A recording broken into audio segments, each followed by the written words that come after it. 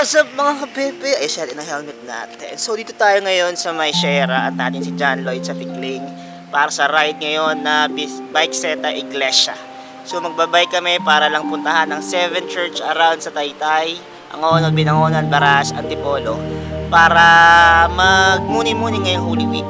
So, samahan niyo kami mga kapepe para sa vlog na ito. Medyo makulimlim, sana hindi umulan. So, let's go mga kapepe. Let's enjoy the Holy Week and let's magmuni-muni nga sa ngayong Holy Week na to. Tara mga pepe, samahan nyo kami.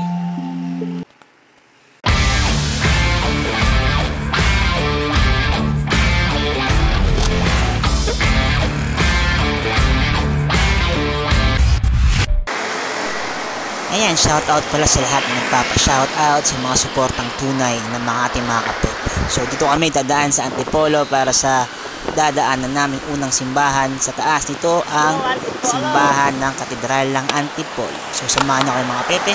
So let's go, enjoy the vlog and lalahanan natin ang bawat nangyayari sa ating buhay at ang kahalagahan ng Semana Santa. Let's go mga pepe. So ayun, pahinga kami ito sa may sa Metro gas station dahil magsisiyar lang si John Lloyd. So antayin natin siya dahil nandun siya sa kabilang side. Doon. Sarado yung CR kaya ihing sundalo yung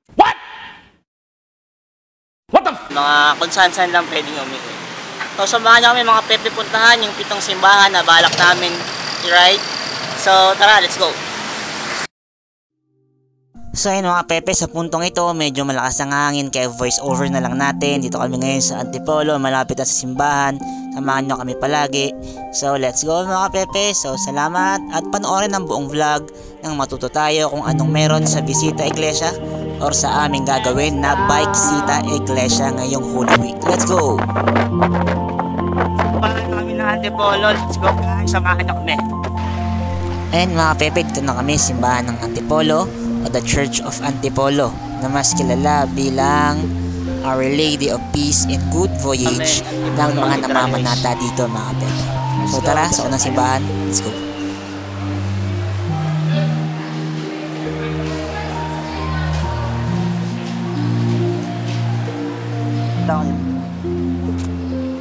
So ano nga ba ang Bike Seta Iglesia mga pepe?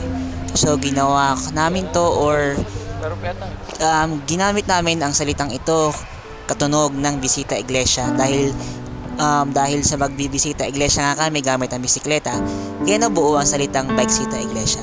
So same lang naman ito mga pepe ng typical na bisita iglesia. Magdarasal kayo, gagamit kayo ng mga babasahin, mga prayers o mga journal na paggamit sa bisita iglesia. And ikot kayo sa mga simbahan, 7 simbahan na pwede nyo puntahan na malapit sa inyo. So ito nga ginagawa namin. So pangalawang taon ko na itong ginawa. Yung first year ko sa Bike Seta Iglesia, solo lang ako. Ngayon may na-invite tayo si John Louie para alalahanin ang Holy Week gamit pamagitan ng Bike Seta Iglesia. Tara mga kapatid.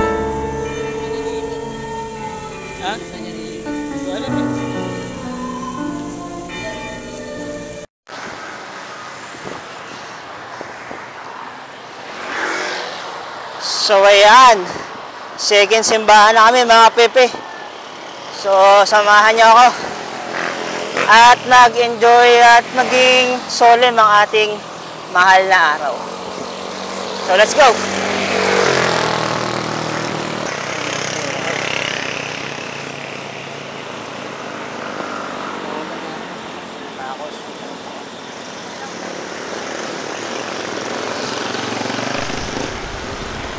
Ayan mga pepe, so dito tayo sa pangalawang simbahan na aming pupuntahan, ang Transfiguration of Christ Parish sa Antipolo pa rin mga pepe. So ito yung simbahan na medyo modern na in design. So pag pupunta kayo, pwede nyo ito puntahan. Napakaganda din ng lugar kung pwede saan kayo magpakasal. Dahil elegant ang labas, kaya hindi ang dekorasyon sa loob mga pepe. So tara sa pangalawang simbahan, magdasal tayo, magnovena at magbisita iglesia. The most precious blessings of the Son of Divine Redeemer, for the feast coronation, for the preservation of enemies, Holy faith, happiness, Christian, our Father who art in heaven, holy be thy name, thy kingdom come, thy will be done on earth as in heaven. Glory be to the Father, to the Son, and to the Holy Spirit, as it was in the beginning, now and ever shall be, world without end. Amen. Father, the Son, the Holy Spirit. So ang bisita iglesia pala ay para sa mga relihiyong Katoliko. So sa mga hindi Katoliko, okay lang na panoorin nyo to. Matuto kayo kung anong magis celebrate namin or ginagawa namin tuwing Holy Week. So sana makatulong at maka-influence na maging mabuti tayong tao at sa ating mga simbahan, mga kapepe. So tara, samahan nyo kami sa susunod naming simbahan na pupuntahan.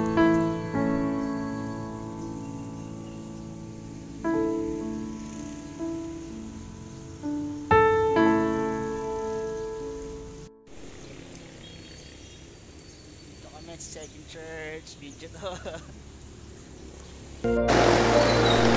So ayun mga pepe, tapos tayo sa pangalawang simbahan. Hanap naman tayo ng pangatlong simbahan na kaya nating puntahan para sa ating bisita iglesia or visita iglesia. So dumaan kami sa Antipolo Teresa zigzag road dito sa may boundary ng Antipolo pababa ng Teresa mga pepe.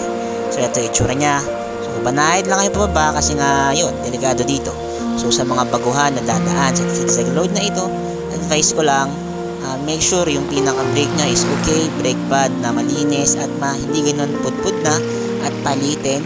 So dahil ma-break yung area na to dahil may kurbadang medyo masakit, kurbadang maturok or matulis, kaya kailangan alalay ka lang sa brake every time na dumadaan ka dito mga pepe.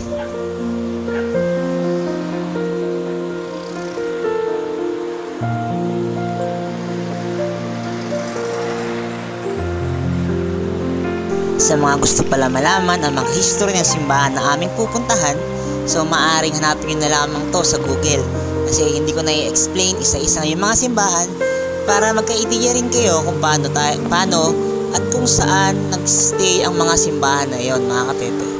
So sa part ko ngayon is ipapakita ko lang yung mga gandang simbahan around sa Rizal na pupuntahan namin, and sa part ko naman ay para mag-research kung panalo ba sa inyong puntahan ng mga simbahan ito ng mga pepe. So let's go mga pepe. Punta tayo sa pangatlong simbahan na aming bibisita, iglesia ni John Louis. So let's go.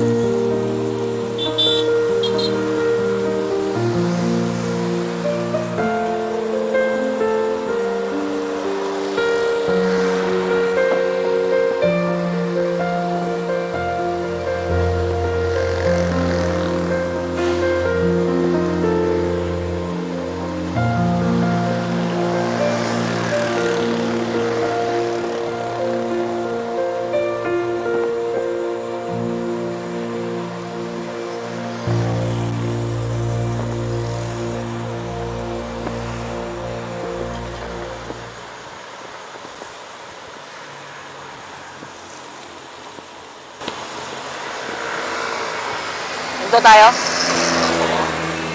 Maraming mga tindahan. Gana. Bawal na ata eh.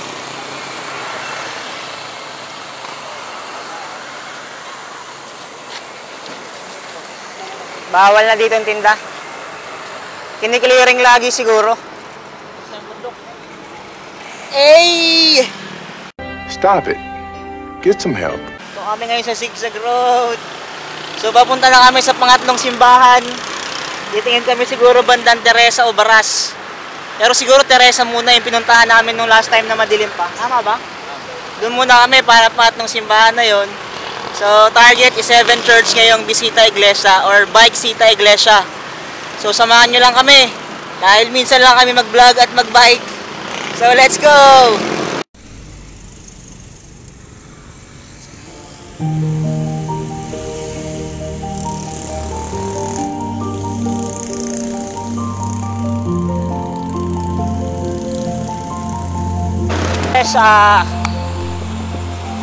So ayun mga pepe, pagkababa nyo sa zigzags, may nakita nyo na yung pinaka-gym na nakalagay Teresa, Rizal. Medyo malapit na yung pangatlong simbahan na aming pupuntahan. So nasa innermost na kami na left side para kakaliwa na kami dito mga pepe. So meron ditong location yung pinaka-Jollibee. Kung nakita nyo yung Jollibee Teresa, pasukan nyo lang yun. Ito, malito na pasukan namin. Kabilang side. Kasi kabilang street pala yung pinasukan namin. Akala ko is Tagusan. So bumalik kami sa kabilang side. Sa side ng Jollibee entrance. Let's go mga pepe. Saan tayo papasok? Sa exit. Lalabas tayo sa entrance. Damn! Yun pala yun, no? Anyo. Anyo sa'yo. So, ayan. Third church na kami sa St. Rose of Lima Parish. Teresa Rizal. So, hindi kami makita. St. Rose of Lima, Teresa Rizal. Ayan mga pepe. So, let's go.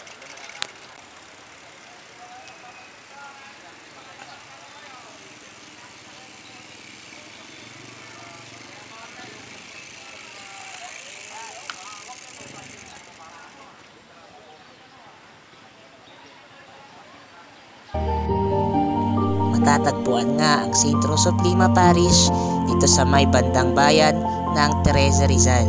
So lumang simbahan din ito mga kapepe, at tingin ko is panalong puntahan ng mga Katolikong gustong mag-explore ng mga lumang simbahan na makikita sa Rizal at sa karatig bayan pa nito. So tara mga kapepe, magdasal tayo sa pangatlong simbahan ngayong bisita iglesia. Pagtapos nga namin sa St. Rose of Lima, didiretso na kami sa bayan ng Baras na kung saan makikita ang simbahan na dinarayo rin dahil sa pakaluma nitong simbahan dito na matatagpuan sa Rizal. Kabilang sa mga lumang simbahan na pinupuntahan ng mga deboto sa iba't ibang lugar. So ito ang St. Joseph Parish dito sa may Baras.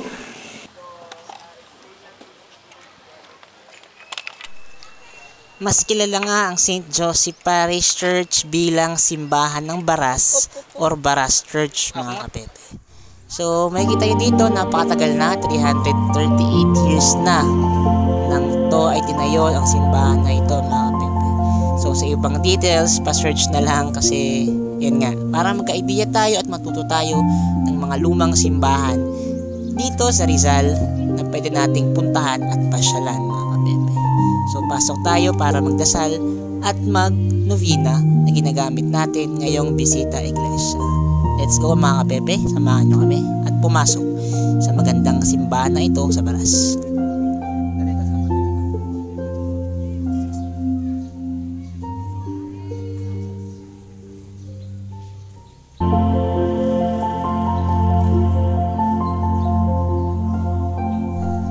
Nakamamanghang tignan at pagmasdan ang makalumang simbahan ng Baras dahil na-retain nila ang mga lumang dekorasyon at ang lumang kisame na gawa pa sa kahoy mga pepe. So pag pumasok kayo dito, may experience nyo ang lumang nakagawian dito sa bayan ng Baras, gayon din ang napakagandang history ng Baras Church na ito.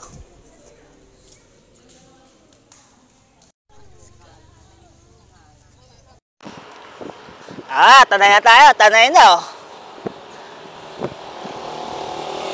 Napagpasya namin ni John Louie Ayun na yun, ang ano? next church o ang ikalimang simbahan na aming pupuntahan ay ang Tanay Church. Dahil Ito! napakagandang design din ito at makaluma gaya ng mga napupuntahan namin sa naunang apat na simbahan. So dito na kami ngayon sa Tanay We Church, arrive at o destination. mas kilala bilang simbahan sa Tanay. Oh my gosh, guys. Ano tayo sa labas?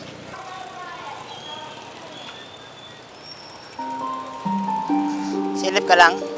Ayun mga pepe, ito nga ang San Ildefonso de Toledo Parish Tayo mga punta Church, sa harap, mas kilala bilang Tanay Church dito sa bahay ng Tanay. So magdarasal lang kami ulit, magbabasahin yung novena guide ng bisita iglesia. Father, the Son, the Holy So Spirit. tara mga pepe, sama. Jesus taken before her. God, come to my assistance.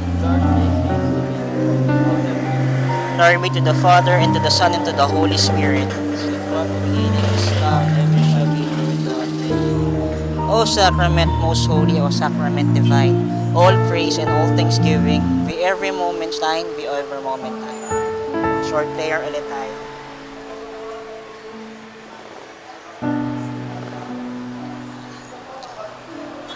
Lord Jesus, may we continuously strengthened by your glory, the glory of God in our midst through the sacrament of divine love. May you have continued to shine in glory in every Mass we attend, in every sacred host we receive. May we glorified as well as we taken you to do ourselves, transform our weak bodies into glorified bodies like yours. And when the death comes, call us into total happiness with you in the kingdom of heaven when we live and reign forever. Amen. Holy Gospel according to Saint Luke. Glory to you, O Lord. Herod was very glad to see Jesus and has been wanting to see him for a long time, for he had heard about him and had been hoping to see him perform some sign. He questioned him at length, but he gave him no answer. The chief priests and the scribes meanwhile stood by accusing him harshly. Herod and his soldiers treated him contemptuously and mocked him, and after clothing him and relented grab, he sent him back to Pilate. The word of the Lord.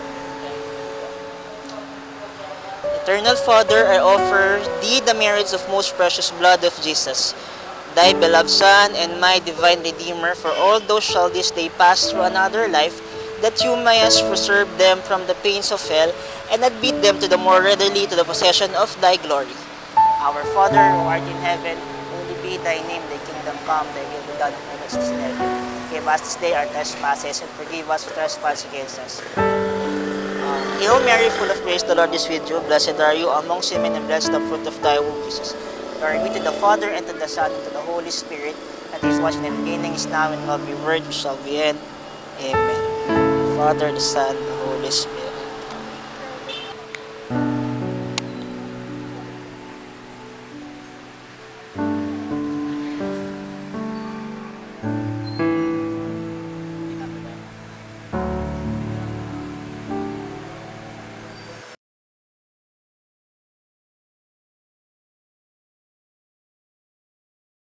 A few moments later, a few inches later, 2 hours later, 1 eternity. So yun mga Pepe, naubusan tayo ng battery sa video, kaya ito, nag-picture tayo at gumamit ng cellphone pang video ng ating 6th church, ang St. John the Baptist Parish of Taytay.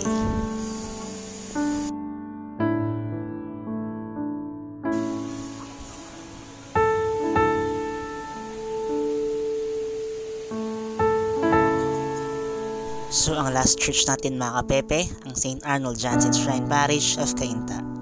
So dahil dito natatapos ang ating guide dito Iglesia mga Pepe. Salamat at see you next vlog mga Pepe. See you.